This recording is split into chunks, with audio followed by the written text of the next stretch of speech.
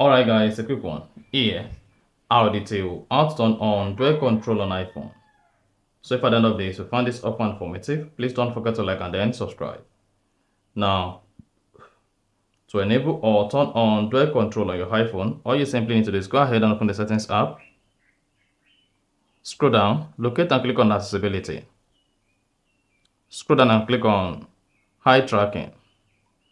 Then under eye tracking, scroll down and turn on dual control.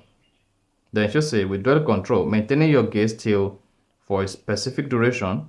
We perform the selected dual action. To customize, go to dual control settings within assisted touch. So if you go to your assisted touch, then you can control your dual control. So if you want to fall back action, that is tap, movement tolerance, out corner, and then that is it. So that's exactly how to enable or turn on dual control on iPhone. So if you found this offer informative, please don't forget to like and then subscribe.